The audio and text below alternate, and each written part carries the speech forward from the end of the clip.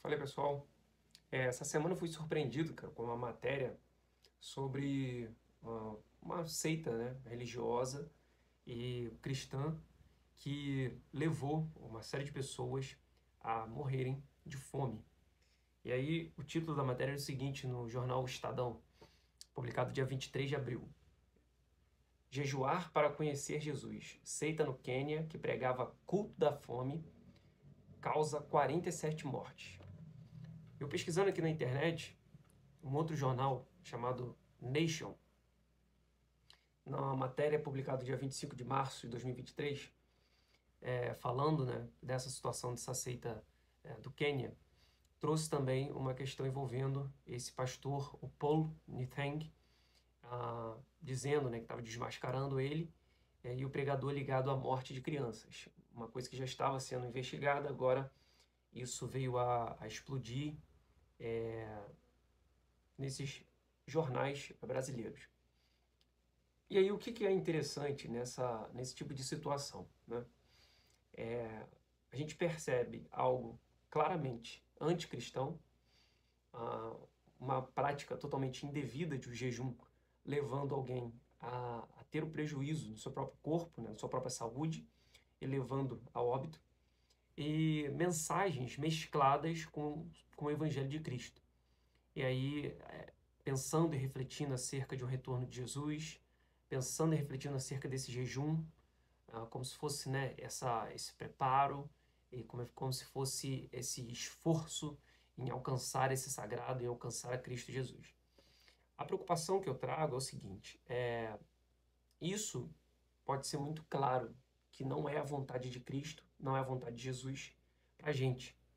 E o que a gente pode refletir e pensar a partir de um caso desse tão drástico, tão violento, maldoso, triste, envolvendo morte de pessoas, morte de crianças, em nome da religião, em nome do cristianismo, tentando, né, tentando uma aproximação do divino, a gente começa a perceber, né, e pensar sobre a necessidade que a gente tem de fato, estimular esse acesso à leitura bíblica, esse acesso à meditação da palavra e, e maneiras, né, de fazer com que a verdade bíblica, ou pelo menos o texto bíblico, seja ali percebido de uma forma mais clara.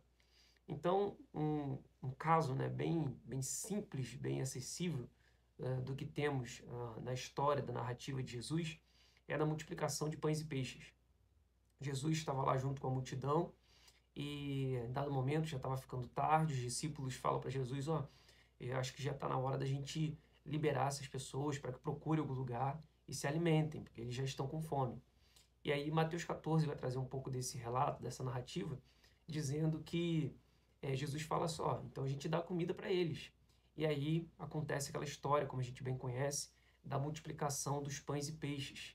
E toda aquela multidão, inclusive os discípulos, foram ali alimentados. Então, eles ali estavam com Cristo, estavam ali diante daquela situação, aprendendo com Jesus, e o próprio Jesus providenciou a eles comida, providenciou a eles alimento, visto que eles estavam diante de uma necessidade de alimento, de fome.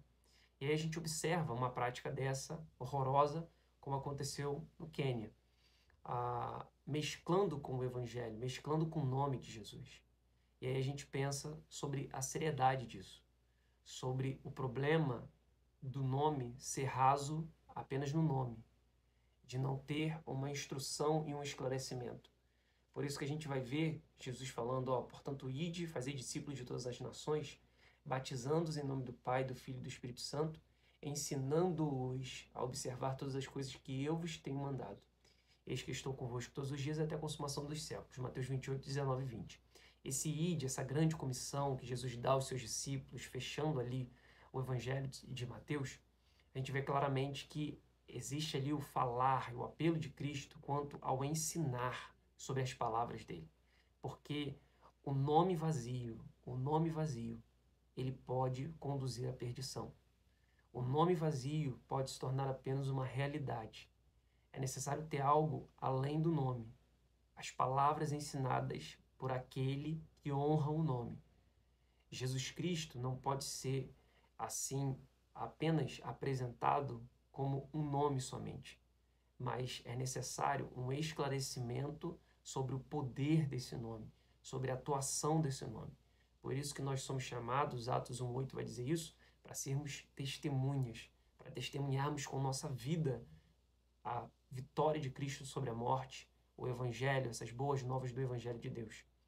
E isso não se faz apenas pronunciando o nome, utilizando-se de um nome, mas através desse nome, refletindo a mensagem verdadeira do Evangelho de Cristo, que não tem nada a ver com uma proposta de jejum que leve alguém à morte, que não tem nada a ver com algum tipo de rito religioso que vai conduzir a membresia a um estado de piora da sua saúde, do seu estado físico, até mesmo emocional, que vai chegar a levar essas pessoas à morte. Isso não tem nada a ver com o cristianismo. Isso não é cristianismo. É até interessante que muitos dos jornais que estão apresentando essa matéria já trazem o nome seita, se referindo a essas condições, porque sabem e reconhecem minimamente que aqueles que seguem a Cristo, que algumas doutrinas que ficaram ali próximas à tradição que foi se desenvolvendo do cristianismo, estão longe de aderirem a práticas desse tipo, que vão trazer prejuízo violento contra o corpo, contra a vida humana. Pelo contrário, né? O Evangelho de Cristo é um evangelho de dignidade humana. Então que a gente se atente para isso e se importe cada vez mais em zelar não só pelo nome, mas pela mensagem que este nome nos representa. A mensagem que Cristo Jesus nos representa. Não é um nome isolado, são os seus ensinamentos, que tem ali como base fé, esperança e o amor de Deus pelas nossas vidas. Deus abençoe você grandiosamente. Um grande abraço.